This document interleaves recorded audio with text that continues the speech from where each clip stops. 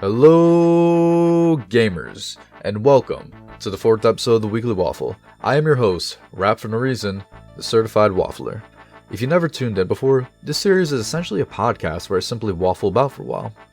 Our main topic of today's video, Why I'm a Hardcore Ironman, was inspired by TheeAdrian and his recent video, Why I'm Not an Ironman.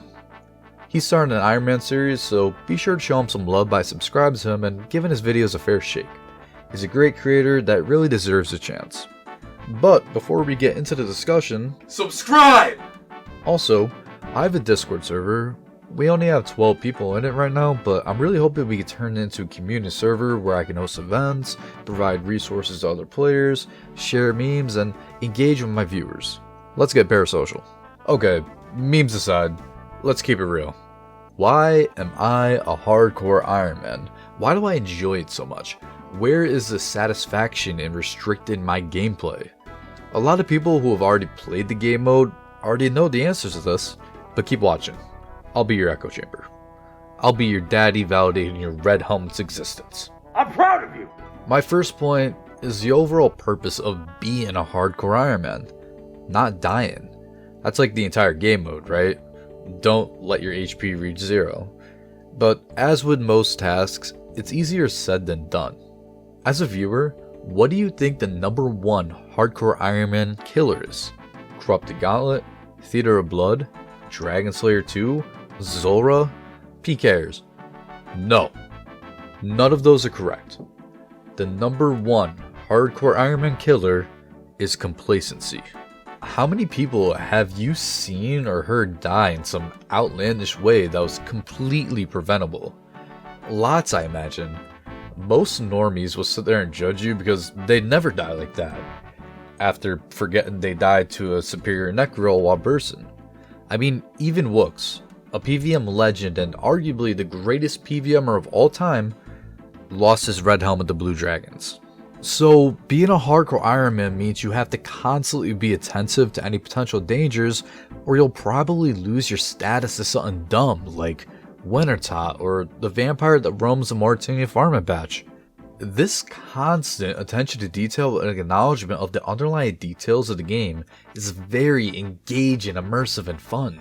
It makes you approach the game differently from even normal Ironman accounts, and it's a blast. Speaking of approaches to the game, what I love about being a hardcore Ironman is that it requires a lot of meticulous planning that normal accounts or even normal Ironman won't do. But not to the point of Ultimate Ironman. I like planning around the premise of not dying, but Ultimate Ironman are just masochists. Meet Swampletics, my Mauritania-locked Ultimate Ironman. Have I gone too far? I don't know. With that being said, comparing my main stats to my Hardcore Ironman stats, there is a clear difference in priorities. I skill so much more on my Hardcore and don't even consider it on my main. Even comparing my normal Ironman stats to my hardcores, the difference is night and day. Though this is also more of a difference in playstyle, I just started to enjoy playing the game differently over time. Regardless though, my overall point is that since you're essentially playing a different game mode, your overall approach to the game changes, which makes you approach similar scenarios differently. It's a completely different experience and it's fun. Moving on to my next point, what's typically considered as dead content to a normal player can be amazing to hardcore Ironman because of the imposed restrictions. For instance, a recent addition to the game, Varamorthivan, is not great for most players. It's a nice alternative and the variety is nice, but most people opt for better experience rates over other alternatives because they feel like anything else is a waste of time. But it's different for hardcore Ironman. Exclusively doing Varamorthivan from level 50 to 99 will net you roughly 550k prayer XP, which is insane for hardcores because obtaining prayer XP is a lot more time consuming than normal accounts. That's mostly because it's not really worth trying to consistently train at the Chaos Altar because it's in the deep wilderness and you can't access others' POHs because you're an Ironman. So it's a lot more difficult to gain a large amount of prayer experience from the bones you gather. But offering prayer XP as a reward from trading other skills helps mitigate that hurdle and makes grinding prayer easier. I mean, it's a no-brainer that this thieving method is great for hardcores. And yes, I didn't pull 550k prayer XP on my ass. I actually have a video out, Loot from 2000 House Keys, showing the results of roughly 13.5 million Thieving XP from Varlamore Thieving. So check the video out next and subscribe to me for more videos like that one or this one. But it doesn't just extend to training methods. A lot of items and even moneymakers are considered dead content to the majority of players. I mean, most players would never touch the bow and crossbow, but Ironmen love it as an early method of training range. It's a milestone for early game Ironmen to get a power amulet, and there's various uncommon methods they'd use to go for it. Lots of early game Ironmen will do agility pyramid for some early GP, and some will even make an ALK battle saves. Activities normal accounts would never do, or rarely do. And all of a sudden, most of the dead content in the game suddenly becomes purposeful, and it opens up a large varieties of ways for you to carve your own path in accordance to your own playstyle and goals. It's truly an enjoyable experience. My next point is that there are many obscure milestones that most people wouldn't even value on a normal account or even a normal Ironman that make the game a lot more refreshing. For example, once you reach level 93 hit points, anglerfish start to heal for 22, which gives you the max overheal, which is obviously a lot more valuable on Hardcore Ironman because you don't want to die. Or another example, level 83 Herbal lets you make anti-venoms, so you can finally boost and get the anti-venoms needed for the ornate rejuvenation pool in your house. It really changes the value of many seemingly random levels. Similar to the obscure milestones, accomplishing anything on an Ironman is significantly more rewarding than on a normal account. It takes so much time, effort, and dedication to reach almost every goal since you have no one but yourself to rely on. And doing it on hardcore is even more dopamine because you accomplish so much without dying. It's a very fulfilling experience, and I strongly advise anyone to do it. I mean, I remember my first time unlocking Patty on my Ironman or Creative Fury. It took so much effort to get to that point that cemented as one of my best experiences in old school RuneScape. I'm hoping for similar and maybe even greater experiences on my Hardcore Ironman. Something that I thought I'd never enjoy on RuneScape, I mean ever, is climbing up the ranks, and doing it on a Hardcore Ironman is very easy and provides so much dopamine. I mean, my overall goal is getting the max shape because I've never done it before, but seeing that I'm ranked 232 for Thieving with 27 million Thieving experience will never get tiring. Honestly, it's mind-boggling to me that 1800 total level is sub 10k. I just love the prestigious feeling of having a higher ranked account than most other players. It fills you with both pride and gives you a reason to keep logging in, aside from gameplay. Speaking of prestige, there's almost nothing more prestigious than reaching significant milestones on a hardcore. I mean, it's just a straight up flex. Like, who would you respect more? The Hardcore Ironman with Bofa and a Chaos Elemental Pet, or a Max Main with Torva and a Scythe?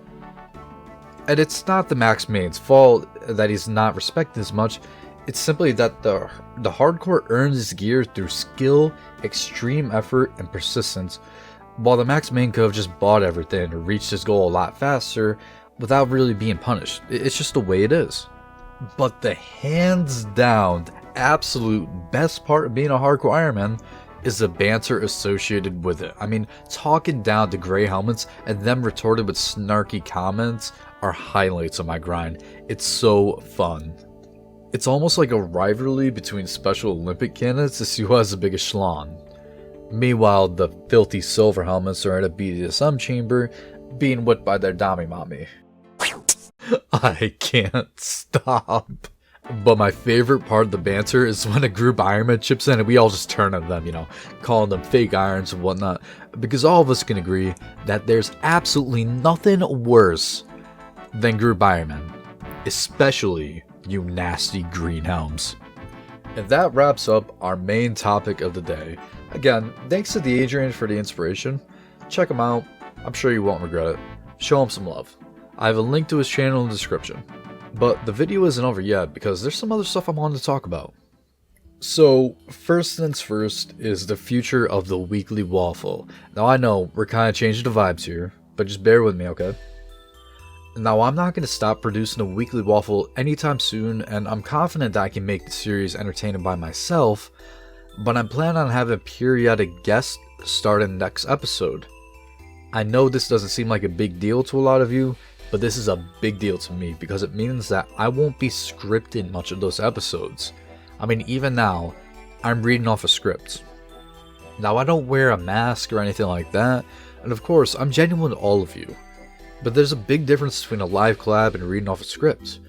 You know, scripting is a way for me to express myself in a much more coherent way, as in a way that's easy for most people to understand. And I don't have that luxury if I were to go live with another person. Not only that, I've never done a live collab before, and I'm just not sure that the quality of it will be nearly as good as this episode. Well, that kind of brings me to the overall point in this series. I don't expect this series to become big, and I'm not doing it to gain a large following. I mean, really think about it. I could have just started some niche interested series someone hasn't done before, followed popular trends, or just made generic guides if I wanted inflated views and subs. That said, subscribe! But really, the purpose of this series is just to grow as a creator, as it become more entertaining and enjoyable to listen to. I feel like the core root of an enjoyable experience within content creation is delivery. Video editing skills they're nice and they enhance that experience further, but a well put together video will still be lacking if you yourself aren't entertaining. I mean, you could be told an awful or generic story that you've heard hundreds of times before, but if the delivery is on point, suddenly it's not an awful or generic story, it's a captivating, enjoyable experience. And I want to reach that point where my content is genuinely compelling. I want people to click on my videos because they'll enjoy the overall experience. With all that being said, right now I'm already a one game Andy, and I don't want to restrict myself further by creating content that'll simply inflate my views or sub count. I want a real audience that watches me for me, not someone that'll tune in occasionally when they need help. I mean, I'm not throwing shade or flaming any creator, but creating guides is the biggest inflation tactic on YouTube. I mean, there's a reason why there's a guide for almost everything. People want information and guidance, especially in MMOs or gacha games, because it's tied to either their time or money, and sometimes both. And it's not exactly a lot of work. Go on Reddit and Wiki, put together all the information in a neat, presentable manner, then create a script and a video, which is basically a PowerPoint at this point. Record yourself doing the activity so it looks like you know what you're doing, and boom. That's all you have to do to create a guide. Personally, if I was a guide maker, I'd be pumping out a video every 3 days because it's so easy to make a 10-minute video about most of the activities in RuneScape. But there's a reason why you don't see guide makers stream. There's a reason why the biggest creators like Odablock, Frame, Torvesta, Bodhi, Settled, Sea Engineer, etc. There's a reason why these creators don't make guides. That's because they aren't carried by the information they're presented. They carry their own weight through innovation, creativity, charisma, and personality. And I want to become a similar creator. But no one is good at it straight out the gate. It takes time, effort, and development to really grow into a proper entertainer, and inviting guests onto the Weekly Waffle is a step towards that direction. So next video, we'll have our first guest, maybe guests, and in the future, I'm looking forward to collabing with some other YouTubers of similar sizes, or people of interest. Honestly, I've already sent over 100 emails to creators from 100 to 4,000 subs. I've commented on their videos talking about maybe collabing, and I've only received 2 responses so far, with the one response being a yes, let's do it. Which is kind of a shame because I'm doing most of the legwork. I'm not even asking for them to contribute much other than their personalities, but they just don't care. It's really weird because it's a great opportunity to grow your audience and grow as a creator. Like it's a win-win, and they just don't give a fuck. Anyways, that's a completely different rant that we'll discuss in the future. What I'm really getting at is, don't expect the Weekly Waffle to be a stagnant production where I just talk about whatever, because all of my content is rapidly evolving. I mean, every video I reach for new heights, and working with other creators is going to help me grow in general. So expect guests to appear semi-frequently on the Weekly Waffle. With all that being said, I've waffled quite a bit. I hope you enjoyed the second monitor content.